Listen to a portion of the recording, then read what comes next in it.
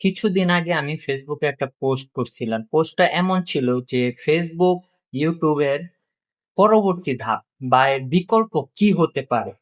যারা আমরা content creator আছি তাদের এই ধরনের চিন্তা ভাবনা হয়তো অনেকের আসছে বা অনেকের হয়তো আসেনি।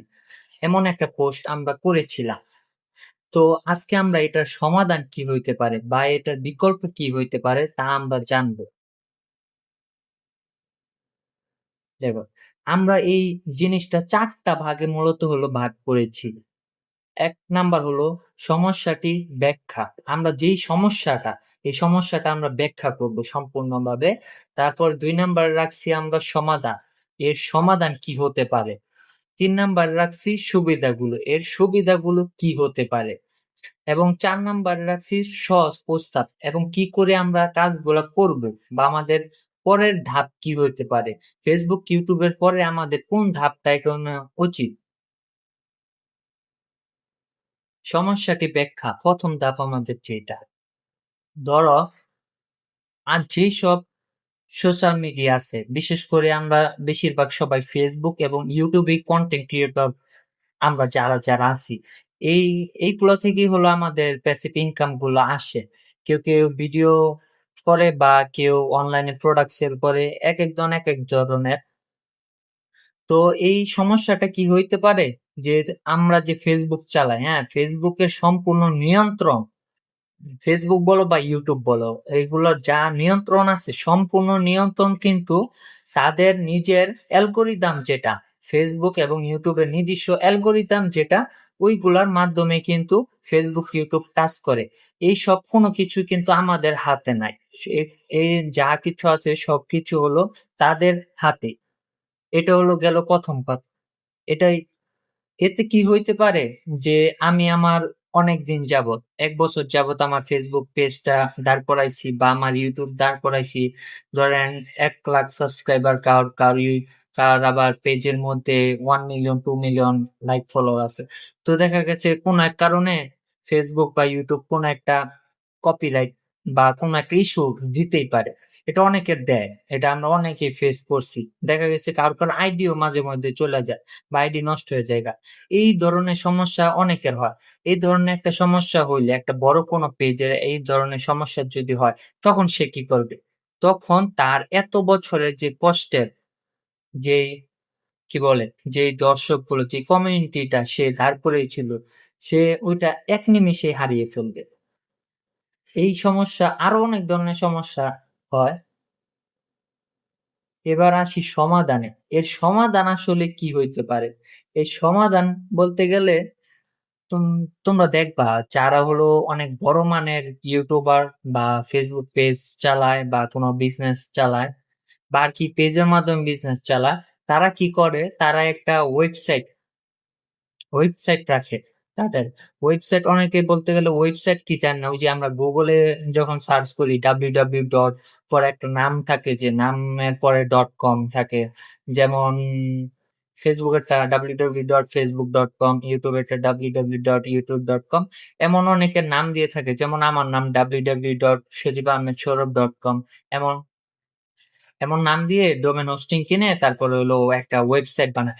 কেউ কেউ একটা ল্যান্ডিং পেজ বানায়, কেউ আবার ফুললি কাস্টমাইজ ওয়েবসাইট বানায়। ওই, তো এমনটা দেখতে পারবা যারা বড় বড় কন্টেন্ট ক্রিয়েটর আছে তারা মূলত এই ওয়েবসাইট গুলো তারা বানায় বানায় রাখে। তখন এই ওয়েবসাইটটা বানাইলে কি হয় যে এই ওয়েবসাইটের সম্পূর্ণ দায়িত্ব, বলতে গেলে সম্পূর্ণ মালিক তুমি। তুমি নিজে এই ওয়েবসাইটের মালিক। এই ওয়েবসাইটে যা মন চায় তুমি তাই করতে পারবা। এটা কোনো ফেসবুকের অ্যালগরিদম আইসা বলবো না যে তোমার এই কপিরাইট আইছে, তোমার ওইটা আইছে। এটা সম্পূর্ণ তোমার নিজের দায়িত্বে থাকছে। তারপরে আসি হলো, একটা ওয়েবসাইট যদি তুমি বানাও, ওয়েবসাইট গুলোর সুবিধা কি পাওয়া যায়?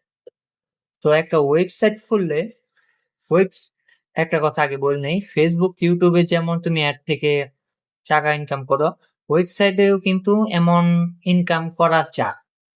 এমন ইনকাম করা যায় এবং তার পাশাপাশি আরো তুমি ওয়েবসাইটের মাধ্যমে, তুমি ধরো এখন অনলাইনের যুগ, এআই আসছে। তো এআই এর মাধ্যমে তুমি তোমার ইবুক বা কোনো ডিজাইন বা যে কোনো কিছু তুমি এটা ক্রিয়েট করলা, ক্রিয়েট করে তুমি সহজে তোমার ওয়েবসাইটের মধ্যে তুমি এটা সেল করতে পারবে। এবং যারা বিজনেসম্যান আছেন তারা তো আরো ভালো করে জানেন কিভাবে ওয়েবসাইটের মধ্যে প্রোডাক্ট সেল করতে হয়।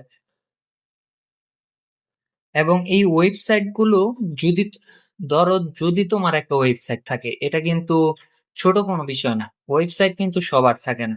যখন তোমার একটা ওয়েবসাইট থাকবে তখন দেখবা কোনো ব্র্যান্ড বা কোনো প্রতিষ্ঠান তাদের স্পন্সরের জন্য লোক প্রয়োজন হয়, তখন কিন্তু তারা ওই ফেসবুকে গিয়ে ইউটিউবে গিয়ে সার্চ দিয়ে ওই সব খুঁজে না। তারা ওই ওয়েবসাইটের মাধ্যমে গুগলের মাধ্যমে দেখাই আর অ্যানালাইজ ভালো যে উপরের দিকে আসতে পারে তাদেরকেই কিন্তু চয়েস করে। যখন তোমার একটা ভালো ওয়েবসাইট থাকবে, এসইও ফ্রেন্ডলি ওয়েবসাইট থাকবে, তখন দেখা গেছে তোমাকে সবার সামনে উপস্থাপন করা হবে। এটা আরো ভালো। ওই যে ফেসবুকের মতো বুস্টিং করার মতো তেমন কোনো কিছু নাই যে তুমি বুস্ট কইরা কইরা মানুষের কাছে যাইবা। আর এই ওয়েবসাইট থাকলে আরেকটা সুবিধা কি, ওয়েবসাইটে তোমার লোকগুলো আসছে এবং ওইটার মধ্যে তুমি যদি একটা চ্যাটিং অপশন থাকে ইমেলের বা আর কি জিমেল, তোমার সহজে হলো তোমার সাথে মেসেজিং করতে পারবে এবং ওই জিমেল গুলো তুমি কালেক্ট করে রাখতে পারবা। ওই ড্যাশবোর্ডে সবকিছু আর কি দেখা যায়। তো দেখা গেছে কোনো এক কারণে তোমার ফেসবুক বা ইউটিউবের পেজ চ্যানেল গুলা ডিলিট হয়ে গেছে কোনো একটা কারণে, বা কোনো একটা কারণে বন্ধ হয়ে গেছে, কিন্তু তোমার ওয়েবসাইটের মধ্যে তোমার যেই পাবলিক ফিগার গুলো আছে তারা তোমার ক্লায়েন্ট হোক বা তোমার দর্শক হোক যাই হোক, তারা যদি তোমার ওয়েবসাইটের মধ্যে আসে তখন ওই ওয়েবসাইট থেকেই আবার যদি তুমি তোমার নতুন ফেসবুক পেজ খোলো বা ইউটিউব খোলো বা তোমার সোশ্যাল মিডিয়ার যে কোনো কিছু একটা খোলো, ওইখানে তুমি লিঙ্ক দিলে সহজেই তারা ওয়েবসাইটে গিয়ে তোমাকে ওই জায়গা থেকে পাইবো। ওই ফেসবুকে একবার গিয়ে খুঁজবো, ইউটিউবে একবার গিয়ে খুঁজবো, লিঙ্কডইনে একবার গিয়ে খুঁজবো, টিকটকে একবার গিয়ে খুঁজবো, ও আর তো ঝামেলা করার দরকার নেই। ওই তুমি একটা ওয়েবসাইট থেকেই সহজে সবকিছু করতে পারবা। এবারে আসি সহজ প্রস্তাব। এখন অনেক বলতে পারো যে পেজের সরি একটা ওয়েবসাইট বানাইতে গেলে তো অনেক টাকা খরচ হয়।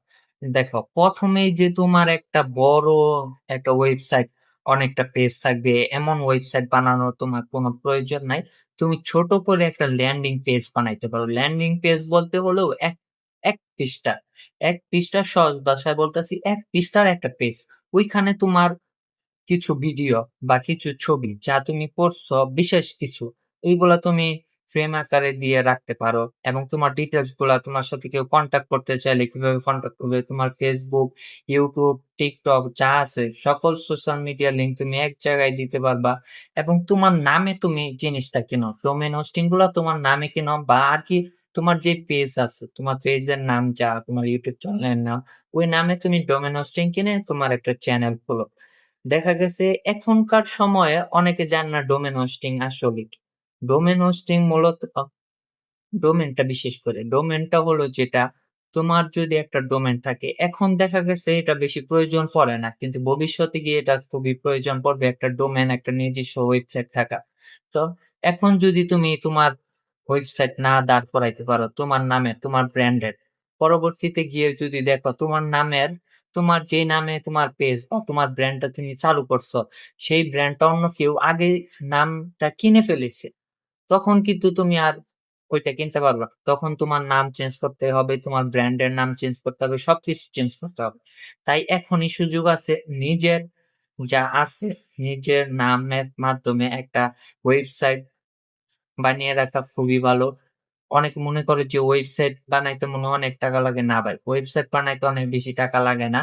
এবং এটার মান্থলি যে চার্জ বা বাৎসরিক যে চার্জটা ওইটাও তেমন একটা বেশি না।